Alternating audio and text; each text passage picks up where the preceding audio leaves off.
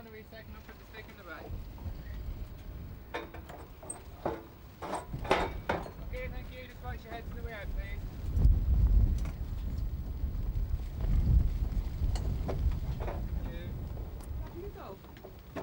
Hier, der Macher, das ist ja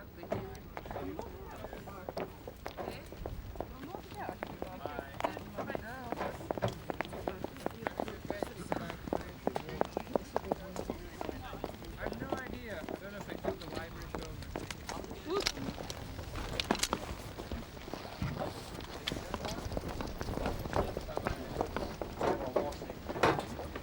Bye-bye. Bye now. Yeah. Bye-bye.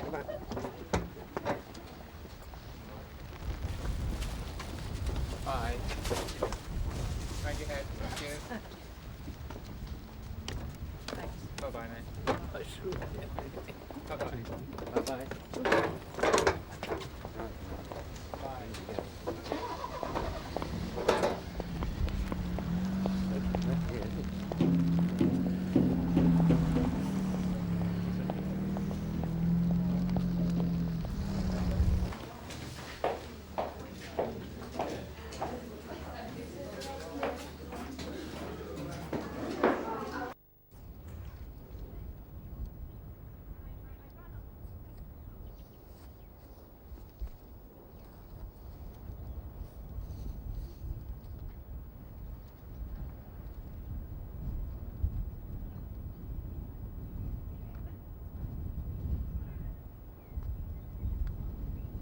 We've got to do the back gate, Tony.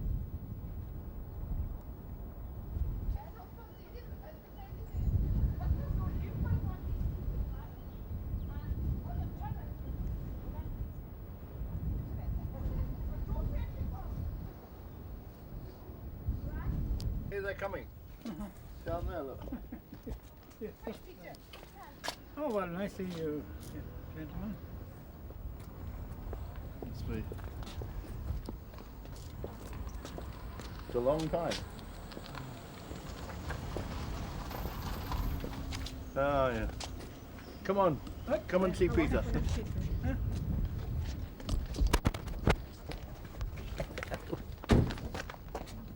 Hello, Angus. Hello. How are you? Lovely to see That's you. a long time, isn't it? Long Eh? time. You look very well. Yes. Very well indeed. Yes, remarkably well for my age, Yeah. you know. You are, you're not bad. Now these two I have to remember. Derek Cutcliffe. You're Derek Cutcliffe. 43 years. Right, Is it? not- No, it's 49. Not 40 longer than that. 48 years. Yeah. And In John the Royal Lester, Island. John Peter. Lester. I was 17 when I last met you. I'm Yes, 67 if I come now. back to you a bit, come along a bit later on. I think, That's yeah. a long time ago. Yeah. Amazing. You were a cadet. I at was the a time. cadet, yes, Yeah. in the boat with you and, And Derek. you were. Yeah. Yes. Yes. And then we sailed together subsequently in the Royal Island from Belfast. That's right. That's right. Yes. Yeah. Oh yes, so you were there when I did my bit of rebellion in Cardiff when I left the ship. You won't remember it, perhaps. Quite unbelievable. Because we couldn't get shore leave, Oh, is that what it was? and I refused to sign on unless we did, because it didn't matter to me like it did to the regular people. Yeah. But anyway, yeah. Yeah. You Good. can't remember any of us, really. Not really. No. No. Not really. No. You, I will do. I you can probably remember- will if you when tell you you what haven't- tell you what I will be able to remember from when we had this lifeboat thing, because I can still vaguely remember the people who were sitting where in the lifeboat, and I think I, remember a bit of that. Yeah. Have you got a photograph? I've got the enlarged version of the one I think one of you Yeah. got. Yeah. I think, yeah. Yeah. It's enlarged. Anyway, it'll be interesting. to We shall find out a bit Yes, more about yes, everything, I yes, expect. Yes. see. Yeah. Jolly good. It'll come back. Yes. It's yes, remarkable indeed. how it does. And this is your wife? This is my wife Anne. Hello. Derek Cutcliffe. Derek. Hello, and John Lester. John Lester. And you've met. I'm sorry, I haven't said hello to Rhoda. Nice to see you, Peter. Oh, nice to meet you. Nice to see Lovely. you. Yeah, take care. You're all right, my Very love? well. Thank you. Oh, yes, thank you. I'm very well. Good, good, Yes. good, good. I haven't been. I've been poorly, but I'm very well. You're yeah. very well. Very well. Yes. Well, it's a big one. Yes. I've got some nice lunch for everyone. That's fine. Lovely. You're a kind girl. Lots of Very kind of you. Your flight on time? Yes, the last... We've been in 3. What's happened to the luggage? Got Got left behind on the time? way. Oh, Got dear. dropped on the way. They've promised they will deliver it On you go. this afternoon, they say. Ah, Because we've got prezzies and things. Yeah. That's that.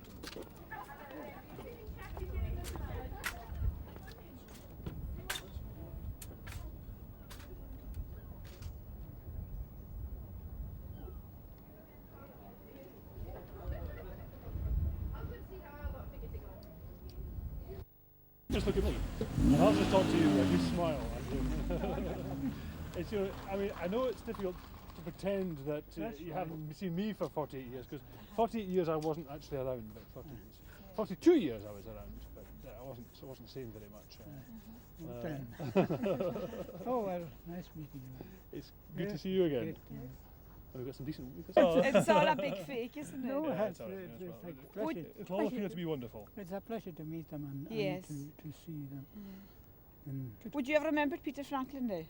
oh yes, Yes, yes, yes, yes, yes. Yeah. I can't remember Just keep seeing him. away, Were you around then? No. No, This that's is a a- film crew. This is That's right. this is just all a big You fake. just look at me, yes, this is... Oh dear, I don't know. What a way to make a living, eh?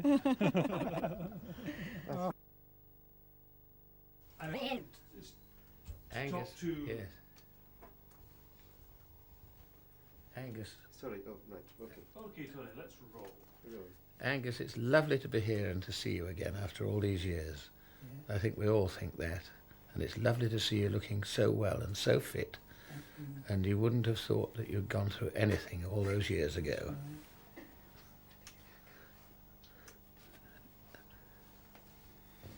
Yes, Angus, it was lovely to see you. Oh, sorry. Go ahead, John. Sorry. Okay, go on. Sorry, I thought you were going to... Yeah. No, Don't worry. we can ignore us. Don't worry. We follow your conversation. We'll follow that, yes. Okay, so... Just forget it. It was a few minutes ago. Yes, Angus, it was lovely to see you down at my home 2 years ago, and to be here now is just the ice on the gingerbread, if you whatever you call it. It's really, really lovely.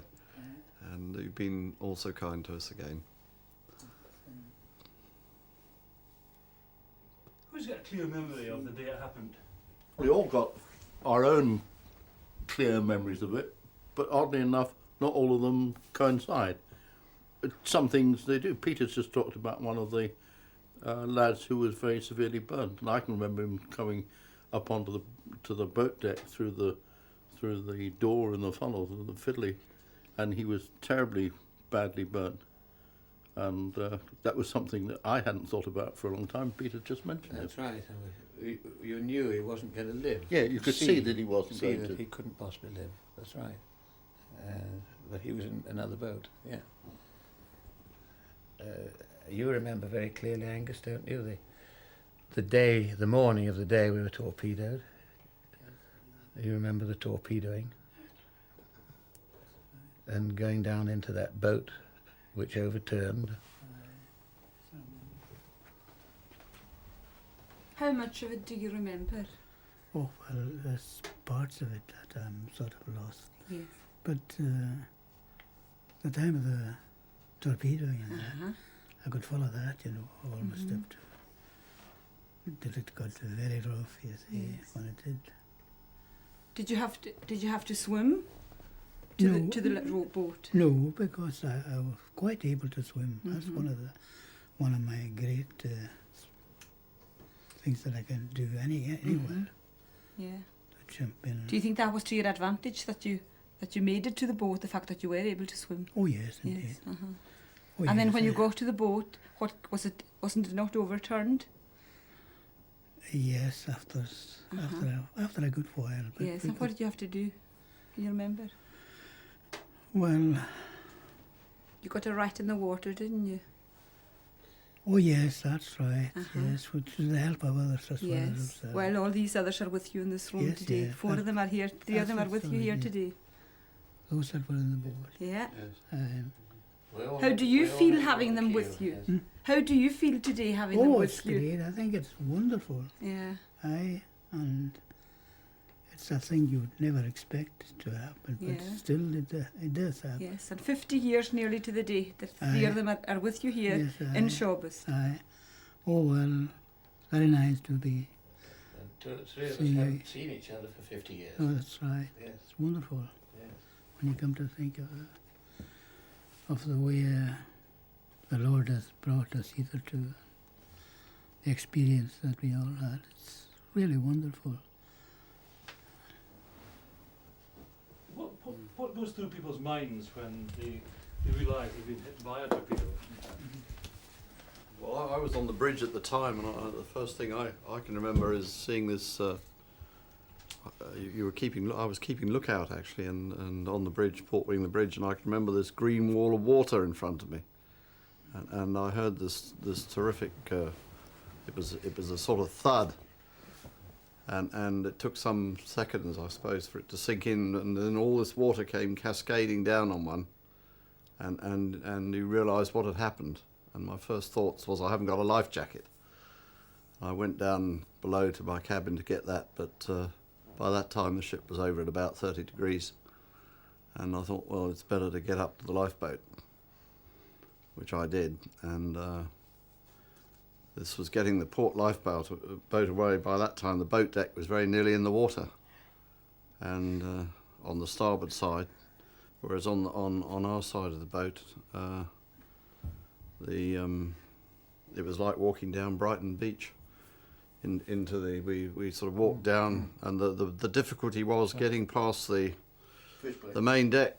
You were on the boat deck, and you had this cavity which was the main deck space, which you had to walk across actually the stanchions to get down onto the hull of the ship.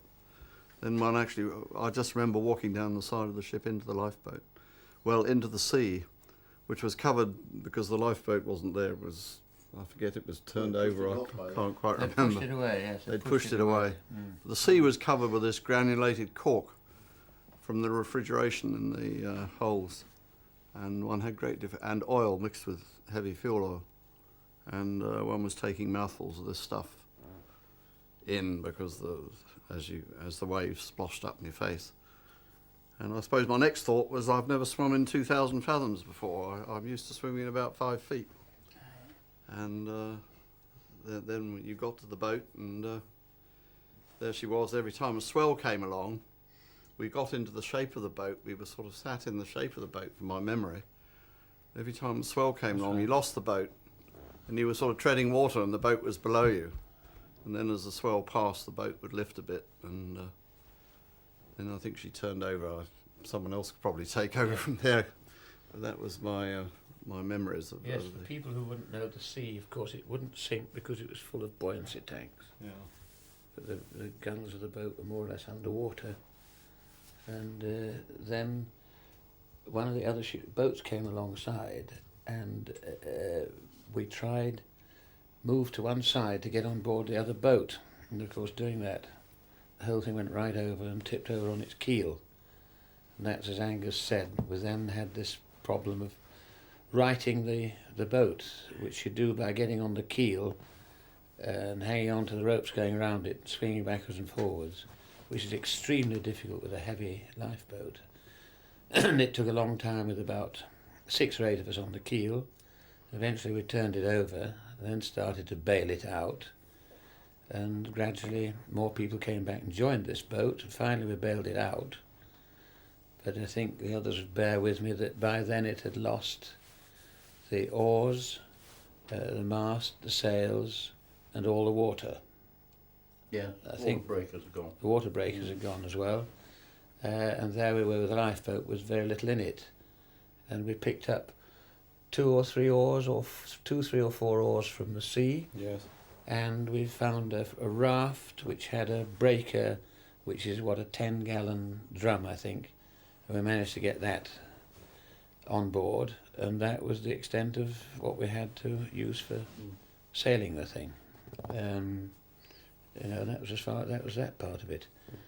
We'd lost everything. I was supposed to have lured the radio into the lifeboat, emergency radio from the boat deck, and of course when the boat turned over that went as well, so we lost the lifeboat transmitter as well. And that's about all for that bit of the story from me. Well, as well as the bits and pieces that you mentioned that we picked up, I remember we got a canvas off a potato locker, which later proved quite useful because we were able to get a little bit of shelter from it. There were plug hatches floating about, and on one of those there was a case of tongue. That's right, yes. Tongue or bully beef, one or two. Tongue, I think it was. Yes, yes. And we got that off, but we weren't able to eat that for very long. In fact, we got 2 canisters from the last. We later on managed to pinch another one. But that was a bit smaller. But that was the total water that we had for the whole 18 of us, who eventually went with the boat. Did you know what had hit you? Yes.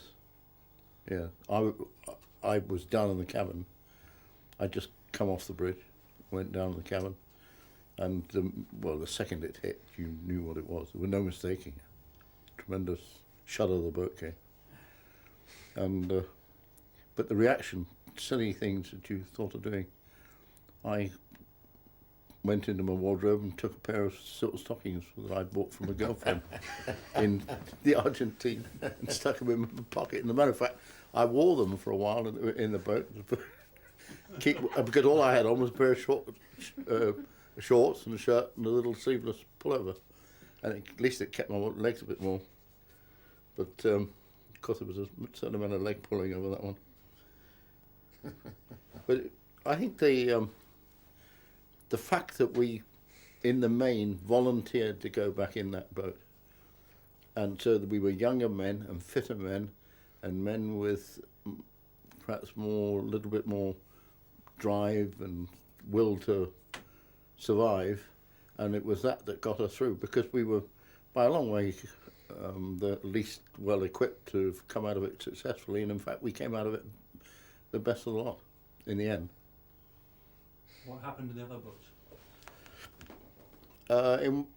One of them was picked up on the same day as ourselves, but miles away, within an hour. I think they had about 3 chaps died, and one of the other boats was picked up after 6 days, and they had 6 go. And it was mainly through what we would now call hypothermia, I suppose, exposure and fatigue. And I think if we'd had any much longer, we'd have started to have people going as well. We were just about at the end of our tether and still all staying together. 1 or 2 of the chaps were just beginning to show the signs that was getting on top of them. I mean, it's a wonder we got as far as we did and all survived as well as we did. But there's a limit to what you can stand under those conditions. I think it was on the Sunday when the gale started. We had this very fierce gale on the Sunday when Angus actually came into his own, and we had no rudder from my memory. We had a steering oar. I don't think we had a rudder as such, and I think Angus took the steering oar. We did have a rudder. We did, but Angus Enright took the helm, and he at that time, I can remember seeing these seas, which I think were 40 foot. They must have been 30 to 40 foot, green and That's right. curling at the top, and they were. You could see these things coming, or this one coming really, because that was the horizon, this sea. And I thought that we should never get through this, and my memory is of Angus sitting there, calm and very quiet. And he at that time, I'm sorry about this, but I remember it very vividly. Saved a lot of us. I'm sure of it. It hadn't been practiced. He saved our life. He did. No doubt. It's a memory I shall never forget. Thank you, Angus. Oh. Can we ask him this a question, Tony? I'll ask him from over here.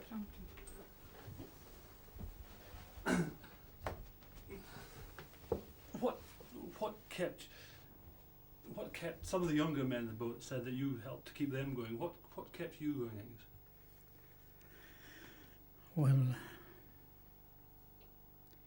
there was one of the things that kept me going in all the difficulties was what happened in my life internally, spiritually, what took place in my life. That was my mainstay. And for the sailing of the boat and that, making our way amongst heavy seas and that, we got on wonderfully well. And nothing happened that could be in our way. We really made the other side of it. But that was the main. And above all, there was a conversion took place in my life at sea shortly before then. And all these things that did happen in my life was really great, you know. You had something to go back and remember the way that the Lord has brought us hitherto. And I covered all my saving on what the Lord did for myself and for the rest. It was really wonderful. In one of the articles that was written about you, you quoted a psalm. Do you remember that psalm about going down to the sea in ships? Do you remember that psalm? Well, I can't get a hold of it just now. But, have you got a part of it? Psalm 107. Who knows Psalm 107? Oh yes, there you are. Yes, I.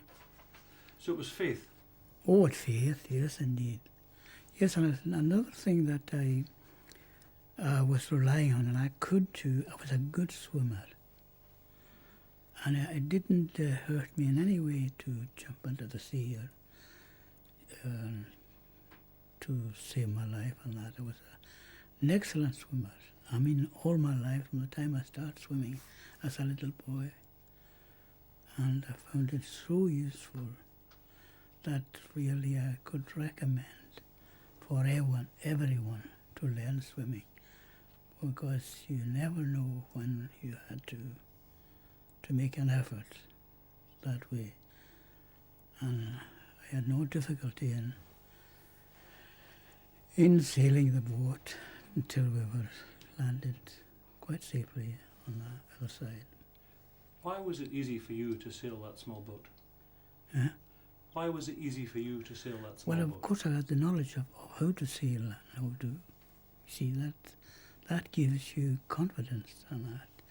And you know what you're doing and what can you do. So it's really wonderful. Did you not get a lot of experience with an uncle when you went? Oh yes, of course, that uncle, I used to go out fishing with him, you know, lobster fishing. And he used to direct me and tell me, you see, well, he would say, he was just like a conductor, you know. He would say, no, when you're in a situation like this is what you do. And I was taught by him lots of things that will become very, very useful to me in the North Atlantic. Because he had a great experience himself. He's an old uncle of mine. You managed to work the boat how? You made something which was very useful. What did you make?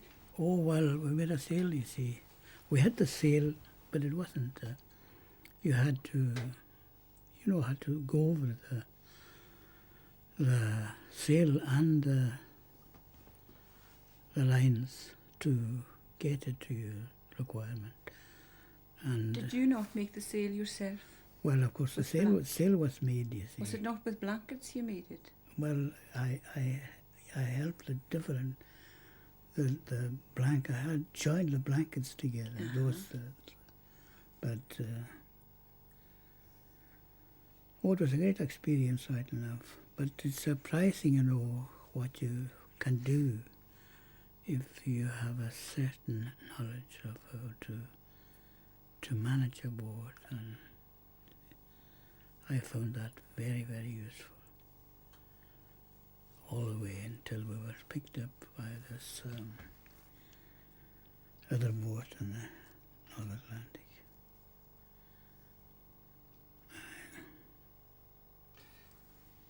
People say they saw when you were at the tiller, your lips moving all the time, and thought that you might be praying. What were you doing? Well, that could be too. You see, I mean, you weren't idle. I mean, you were between life and death. I mean, but I was very confident when I got the sail going and running before the wind and making for Northern Ireland, which was great, you know, to be making that progress. Once you start making that progress and that, I mean, you were getting strength inwardly and outwardly. And it's really wonderful. And of course, another difficulty that we happened on the way was, of course, the wind was getting stronger, and of course, we were moving along quite fast, and of course, there's danger there as well. You see, especially with our sail. So we carried on making great miles, you know, miles and miles. I think we travelled about 300 miles, you know, from the time we were torpedoed in Western Atlantic until we were picked up again by another boat and took us into Northern Ireland. But we lost there was no lives lost, you see. There was mostly all young people. I mean, even the old ones of the crew. And we got on very well, helping one another and trying to make the best of it. So finally we were picked up off the coast of Ireland in this other boat. It's a great experience, but a good one. When you're making progress on that, and you're getting to somewhere.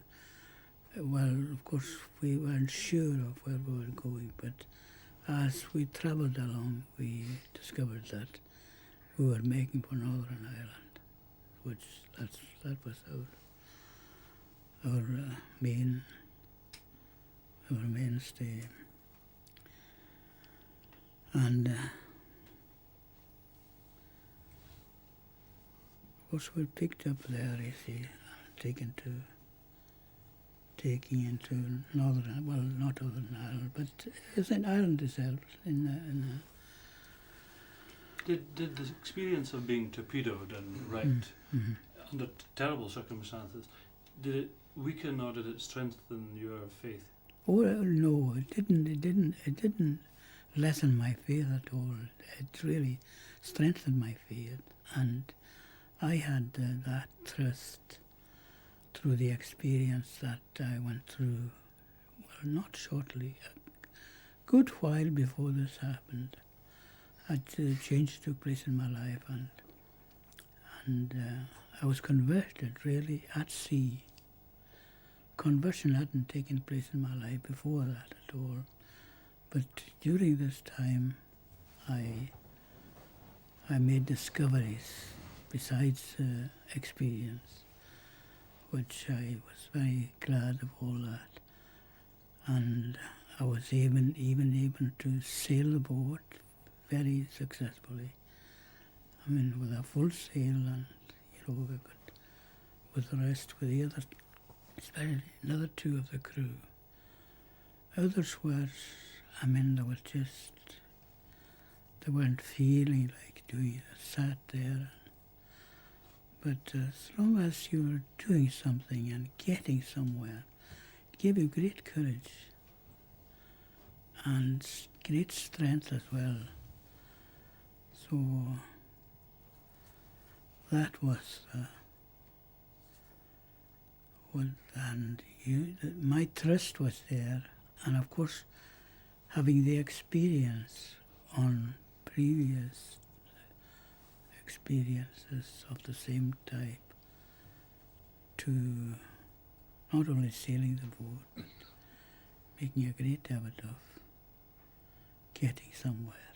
And of course, it's really great when you do get there.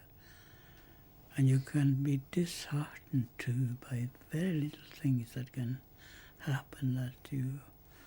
But as long as things are going well, the way you would like them to go well, it gives you great strength and confidence in what you are doing. And you won friendships that have lasted 50 years. You won friendships that have lasted 50 years. Oh yes, indeed, yeah. Yes, I mean, the sailing of that boat, and I have it so clear in my memory, and then what happened in that boat, that I have it, I could just go over it again in my heart and soul. And whenever I've anything to do with the boat, I'm always thinking of that passage that I took from north, yes, from the American coast, we were torpedoed in the Red Sea, and we carried on. We nearly travelled the whole of the North Sea without nothing really happened, but just having a good sail and that.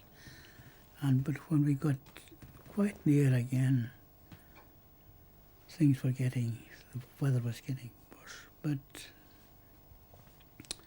we didn't feel that at all, because the experience that we had of the boat and how to handle it and that, which is a great thing. Thanks very much. Yes, Good, Tony. Okay.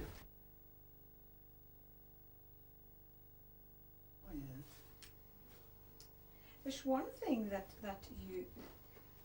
you did. Remember when you've always been telling me as a little girl that when you jumped out of bed, you had been on watch the night before, and it was an awful cold night, and you had 2 pairs of trousers on. Oh yes, that's Remember right. that? Yes.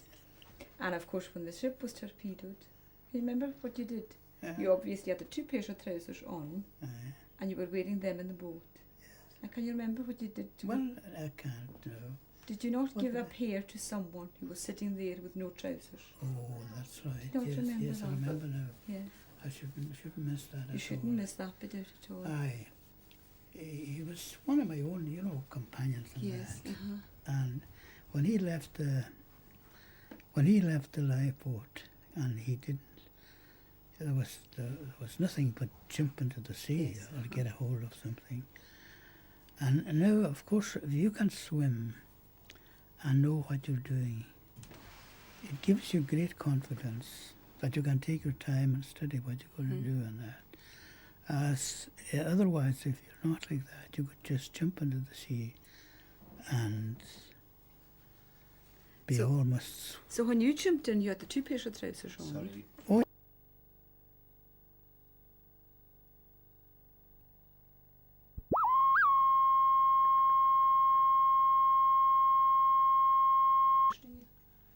Come on, we talk about. Remember now, you were always telling me as a little girl about the 2 pairs of trousers you had on. Yes. Did you? Yeah. And when you jumped into the water, and you got yourself ready in the boat, there was some poor soul there who had no trousers Oh, at that's all. right. Yes. You just slipped off, and he probably thought you were going to strip, Aye. but you had another pair on underneath. That's Remember that? Aye, oh, that's right. Oh, Yeah. yeah.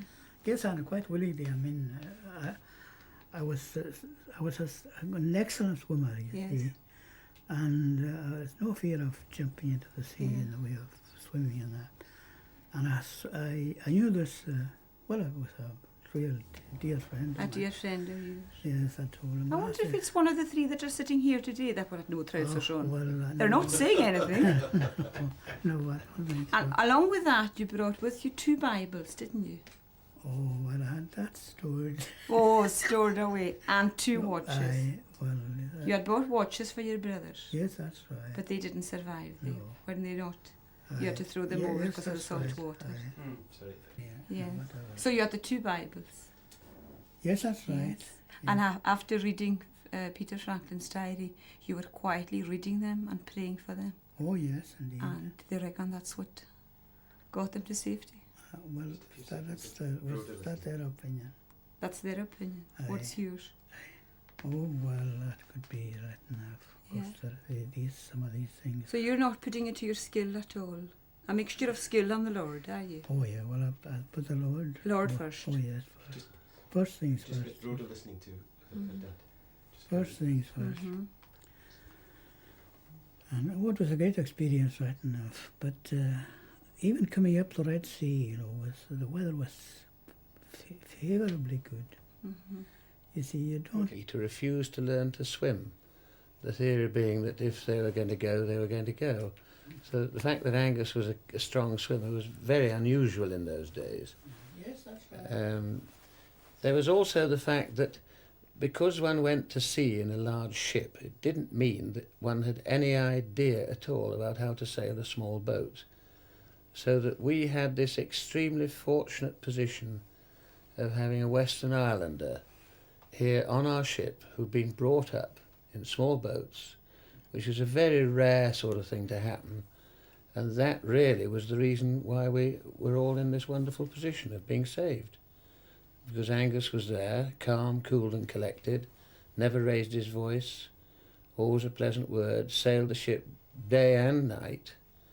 I think it sounds a fairly old-fashioned, corny thing to say, but he sailed it at night by the feel of the wind on his cheek, which not many sailors could do. And we travelled not 300 miles, as Angus said, but 500 miles in 9 days, which I think with 2 blankets was quite an incredible feat, which I think he probably was recognised afterwards. That's correct, isn't it? Yes. Yes, that's right, yeah. And obviously we were all very grateful to him at that time, extremely grateful. We haven't said anything about the U-boat, I think.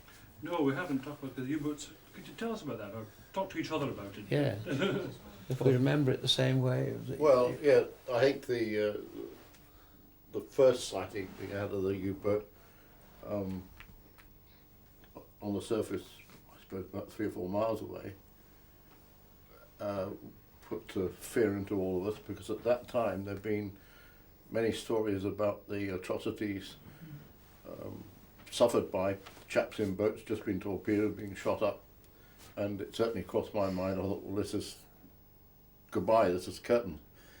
And the boat came right up alongside us, and although they had chaps there with guns, and they were obviously prepared for trouble if anybody wanted to make it, there was no question at all. That was obvious right from the start that they were going to act in any way other than as seamen, fellow seamen, to us, and they acted with great kindness. In fact, they gave us tins of bread and butter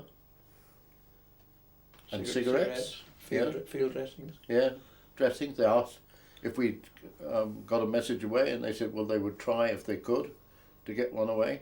I don't think, in fact, they managed to, but they said they would do that. They gave us a course and distance to the nearest land, and it was just good luck. That's right. And I don't think you could ask more of your enemy than that. But it was a chilly moment when they came up close, until we realised that they had got no intentions of doing anything of that kind anyway. I think an interesting point about when we were torpedoed was that when we were torpedoed, I rushed along to the radio room as I was a radio operator, and I got there and my chief was already in the radio room sending out a distress message. But when you send out a message on radio, it's recorded on an ammeter which shows the amount of power going out, and the ammeter was stuck at dead, which meant that no transmission was going out. And I knew this, but there seemed very little point in making a remark to anybody else. It would only be depressing, so that people did think their message had got out, but no, it hadn't. Small point. What did you have on the boat? once you had got it righted and were sailing? And what In happened the to way the of other boats? equipment, you mean? Food, water, equipment. Well, there was Oops, pemmican. Some of the equipment had survived the upturn, and we were able to, we'd got pemmican, which was a bit like a Built on. but bovril, I suppose, something like that. Not very appetizing. And there were a few biscuits, dried biscuits there. Malted milk tablets. Yes, malted milk tablets, which were a bit sickening. But the problem was that we had so little water. We didn't attempt to drink any water until the third day.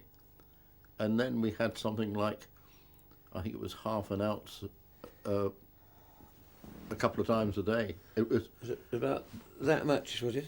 Something like that? A day? Yes. Something like that. Sorry. Sorry. Something like about No, that. I would doubt whether it was even as much as that. No, Actually, two. I thought Two a it was day was 2 about- ounces, but twice a day. 2 ounces twice a day, was Twice it? a day. Mm. Yeah. But it was certainly a very small amount and not enough for the needs of a normal person. So the result was that we very quickly got so dehydrated that what food there was we couldn't eat, and you didn't want to eat it. You lost interest in eating. But when we did put out the water, every man in the boat was looking to see that what you got was your fair whack and no more, and something. And we, there was that feeling that it had to be. It was the only fair way to do it. Absolutely share and share all the way through. I remember the first night, the 3 boats. In fact, I think we were tied to one of the boats the first night because Right. Angus at that time had not made the sail, and they were attempting to tow us without any success at all. And the 2 of us tied together lolloped about with the 3rd boat, I think, for the first night. And I remember seeing the anchor light, or riding light of the 3rd boat, gradually getting further and further away that first night. And I think in the morning he'd gone. And I think during the 2nd night, when Angus, we were sailing independently then because of Angus's sail, that we lost during the night the other boat. And in the morning, one was very conscious that we were just there on our own in a very grey ocean. Yeah. Yeah, it's a very lonely thought then. Yep. Yes, indeed. Mm. What was the worst point of the journey? Was it? I mean, how did you feel? A, when the ship went down, and B, when you realised that you were a tiny little craft with 18 men aboard, lost in the middle of this lonely ocean. Well, What was the worst I think one of the points that's just been made earlier on was the fact that Sorry, this gentlemen. boat, this boat was full of very young men. We're all young, fit. Those of us here were sort of 17, 18, 19. Angus was the old man, who was about 35, was it? But everybody else was young, full of hope and expectations, and so that there was a reasonably good spirit about things. My own thoughts, the memory is of the gale, Yes. which was quite horrific when if you imagine a wave 40 feet up straight above you, the next minute you're on top of it, the next minute you're down at the bottom, and you think the boat's going to sink. Which of course it doesn't, but you think it's going to. But when you're very young, you have no thoughts that anything's going to happen to you. You won't be in a boat, but you'll still be all right, which is not a very logical thought, but that's how the young perhaps think. Well, I think on the last day or 2, certainly the last day, that we were at a pretty low ebb. And at times, I certainly was not in that boat. I was at home, and I think we were very low, much lower than perhaps we thought. Mm-hmm. And I can remember seeing this corvette. Someone saying there's a ship, and we all thought it was another U-boat because all we could see was the upper works of the boat over the swell, or the ship over the swell. And then gradually, as it came nearer, we realised it was a corvette. And there was this immense feeling of relief and energy that suddenly went through all of us, as presumably the adrenaline started to flow, and Didn't we all start to row then? Yeah, we got Well, out we'd been all. rowing before that, but not with that much energy or enthusiasm. But we did then. By God, we really got moving on it. It was. Yes, I think that last day or so, spirits were getting a bit low. We all got up the scramble net, I think. I don't think anyone was... No. There was a scramble net put over We the all got side. it. We all climbed ourselves. We all climbed up this, which was, what, 10, 15 feet, I suppose, the scramble net in a heavy swell. But, I mean, as soon as you're on deck, I think one's knees gave and you just flopped down. And you were carried down below and put into a hammock, and I was taken into the sick bay with another lad. And you were just fed with... big steaming hot cups of tea, which one had been dreaming about for days, talking about and dreaming about sweet hot tea. I can clearly remember what happened when I got on board, because I seemed to be taken on my own down to the Stoker's Mess. Well, the Stoker's Mess in the Navy is a place full of a great deal of food and drink, and they were just about to have the Stoker's dinners, and they sat me down. They're very, very kind, and put a huge Stoker's dinner in front of me. And having had no food for 9 days, bear in mind I was very young, I walloped straight through this Stoker's dinner, and they put another one in front of me, and I walloped straight through that as well. I had 2 of their pint mugs of cocoa, and then somebody lifted me into a bunk, and I don't remember anything else for 12 hours. And when I woke up, I was perfectly all right. Which is against all the medical rules. We were landed at Londonderry after another further 4 days. 4 days. I spent most of it sitting at the table waiting for the next meal. Yes, I can remember. I was in a hammock most of the time. Very comfortable too. Yes. Can I come to Derek now and extreme right, Tony? And Just let me get comfortable. So it's okay, Peter. You're all right. just hang on, just wait till this door closes and Peter's going to the loo. All right. Okay. I'm okay now. All right. Changing eyeline. All right. Doesn't matter. Yeah. What's your memory of the treatment you got and the immediate after effect of the experience? Oh, they were extremely kind on the Corvette. They couldn't have done more for us. In fact, the problem was that they did too much, really, but they didn't know that they were doing the wrong thing, and that was only found out afterwards. But soon after we got on board, they cleaned us up, because we'd been covered in fuel oil, in water that was hot. It felt lovely to us, but in fact it caused problems, because all the poisons which had been accumulating in our body, we hadn't been able to pass any urine much, or none of us had been to the loo in the normal way for days, and the result was that our body was full of toxins, and this came out in sores and boils and so on, and our feet were swollen to the extent I couldn't even put I know in my case I couldn't even put a pair of slippers on, get them on my feet. That did cause problems, and I believe after reports were put in about it, they were able to issue instructions to ships generally not to do this, to let people come back up to the normal temperature. We were suffering, of course, from hypothermia. We didn't realise how cold we were at the time, but bringing a temperature up quickly caused a problem. But even the ones who suffered the most in the boat and who really were getting a bit stretched, they all survived, they all recovered.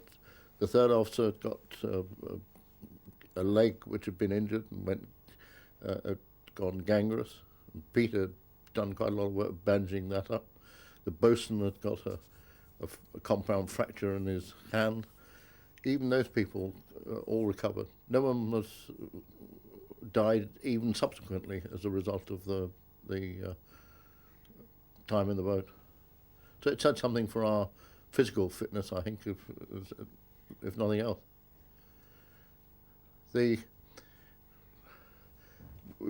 John was saying just now that sort of dreaming about things. I can remember that we were talking about what to do with the boat when we got to Ireland, because we were convinced we were going to get to Ireland, and the suggestion was made that we would sell the boat and take all the money and go into the nearest pub in Ireland and fill up the bath with Guinness and jump in it.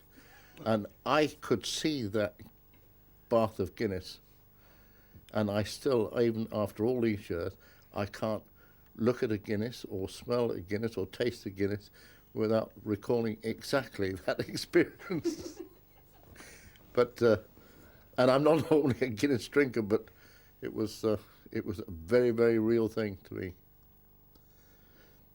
Yeah. I'd just like to add my thoughts about Angus.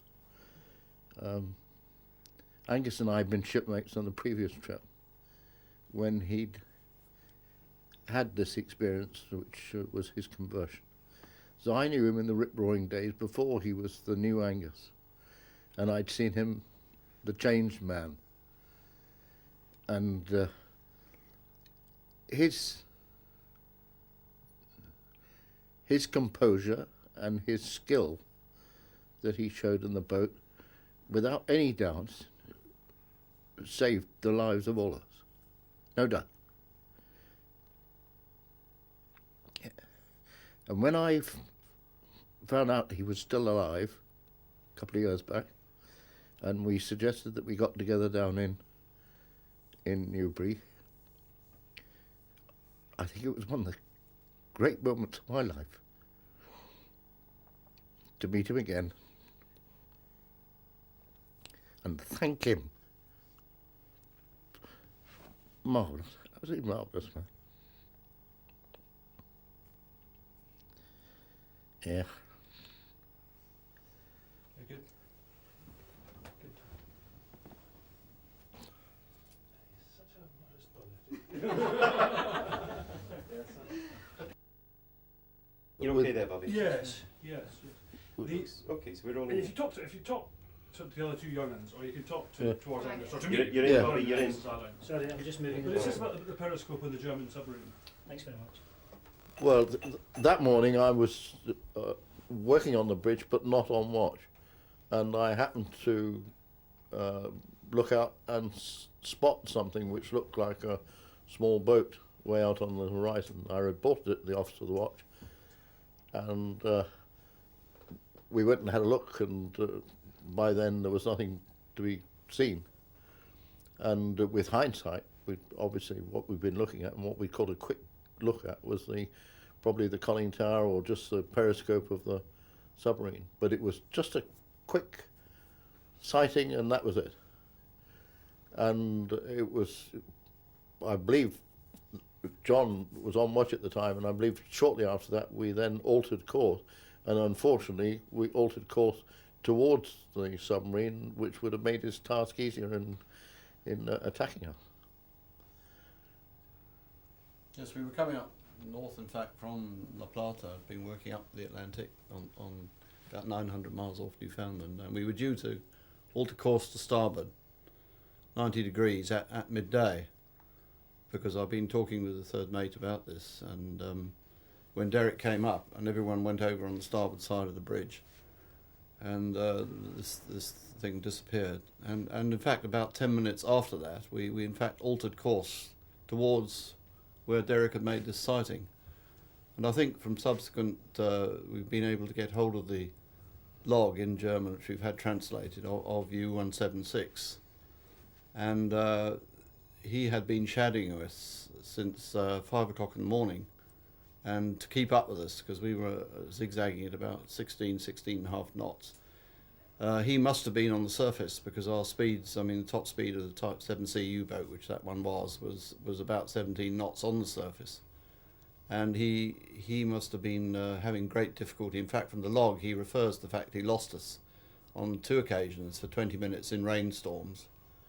And I think we would have got away and been quite okay if we hadn't altered course to start.